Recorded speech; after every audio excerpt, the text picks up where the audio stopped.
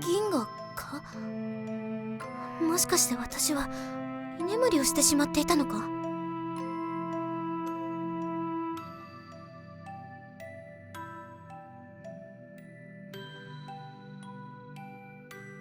うるさい。深く戦場だったら間違いなく死んでいたというのに。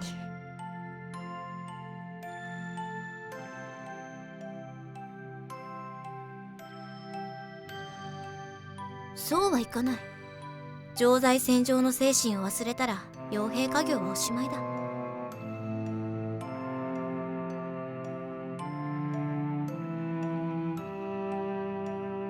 私とお前は違う。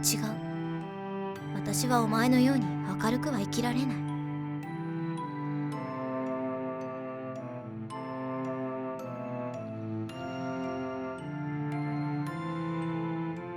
それは。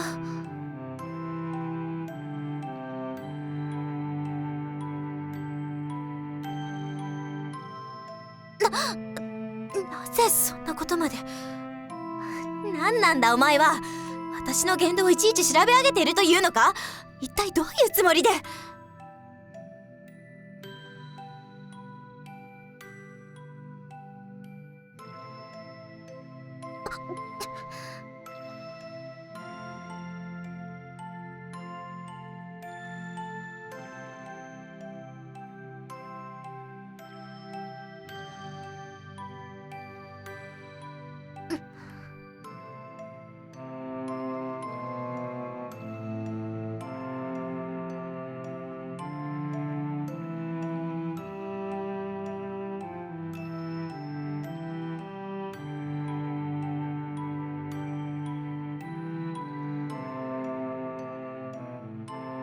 居心地が良すぎるのも考えものだ。おかげですっかり眠ってしまった。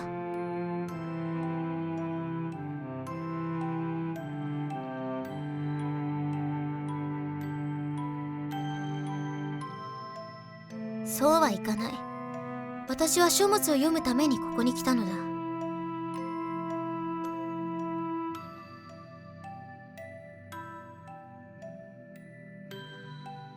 野営暮らしが長かったせいか、部屋の中にこもってじっとしているというのはどうにも苦手なのだ。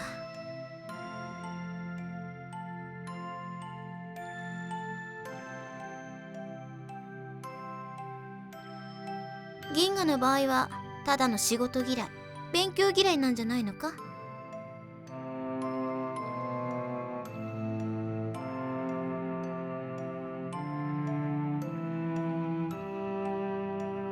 銀河は牧歌という者たちを知っているか。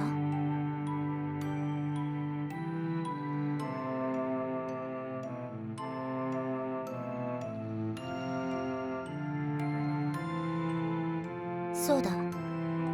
だが彼らは思想家集団であると同時に武装傭兵集団でもあっ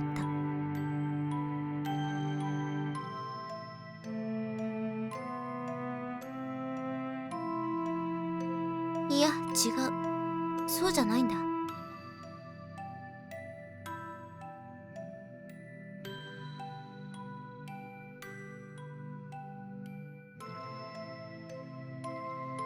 最近思うことがあってな。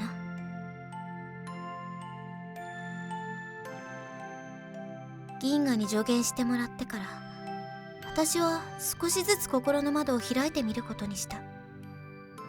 すると窓の向こうに広がっていたのは、思っていたよりもずっと悪くない世界だった。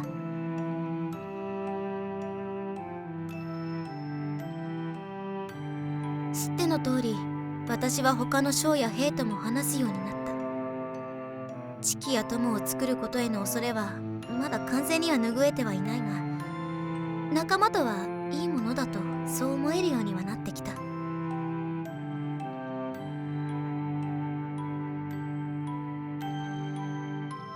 だがこうして皆と話すようになって、新たな疑問が浮かんできたのだ。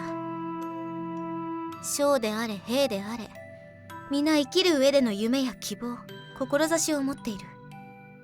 だが私にはそれがない。理想の国を作りたい、名を成したい、強くなりたい、豊かになりたい、家族や大切な人を守りたい。そういった心の芯とでも言うべきものを多かれ少なかれ皆持っていた。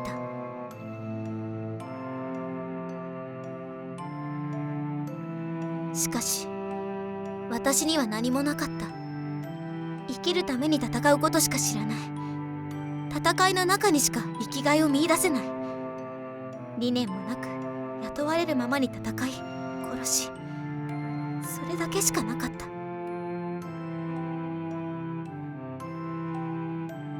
私は己の生涯を賭して何をなすべきなのかということを考えたこともなかった。ただ戦い殺すだけ。これでは獣と一緒だ。だがどうすればいい。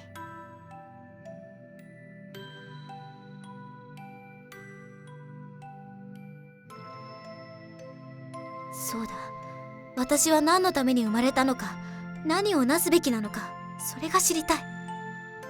生まれて初めて心の底からそう思ったのだ。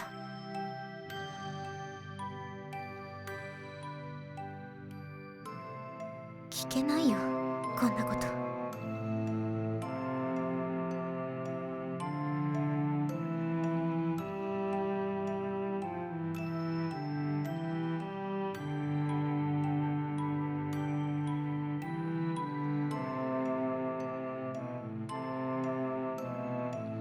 ああ、今読んでいる牧歌の書物からな。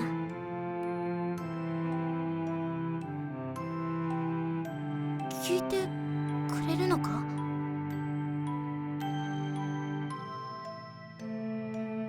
だがつまらない話になると思うぞ。いいのか。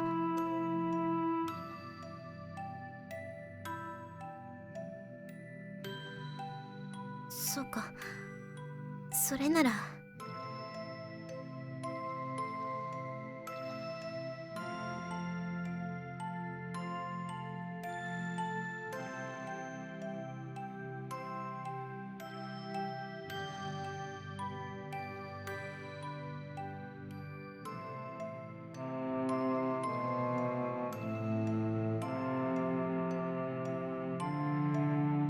だからこそ秦が天下を統一した後には邪魔になったのであろうな、その存在が。戦がなくなれば我々傭兵が用済みなのと同じように。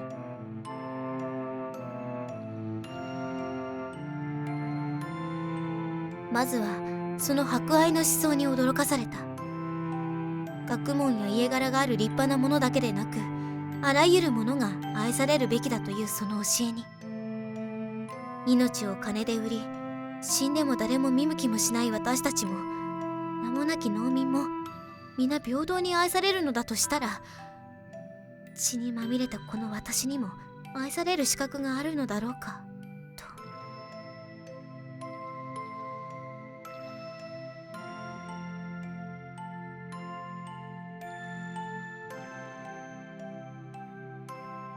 私はこの軍が天下を治めたとしても、おそらくそこに私の居場所はないだろう。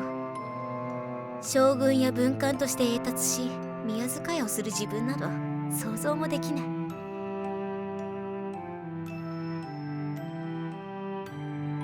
だが牧歌の彼らのような生き方ならもしかしたらできるかもしれないと思っ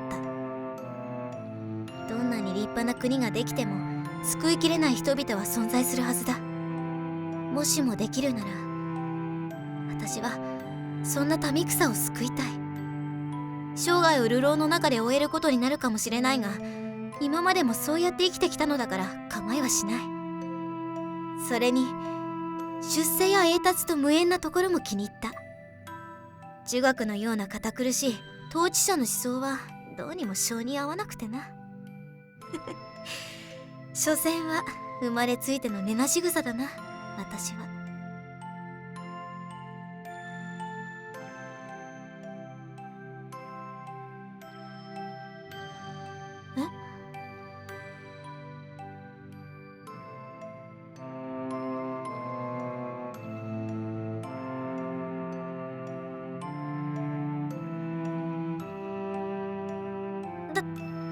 だがこれはまだ思いつきで、それに私なんかにそんな立派なことができるかどうか自信がない。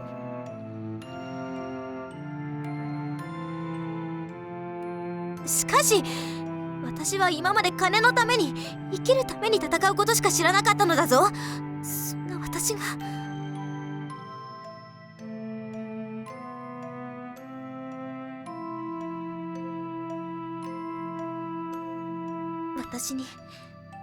私にもできるのか。守るために生かすために愛するために戦うことが。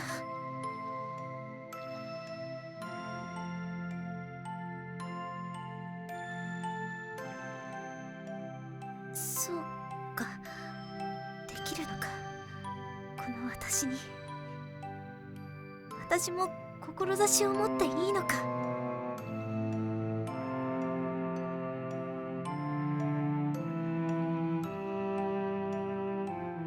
銀河、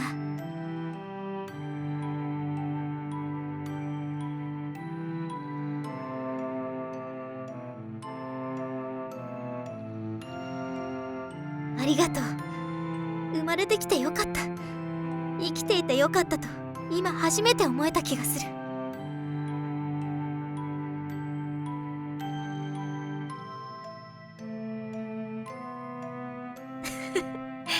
私もだ。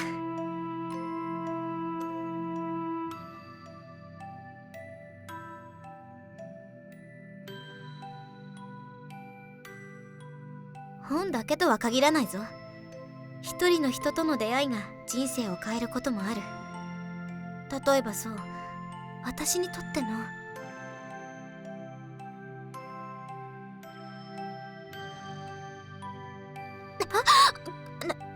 んでもない。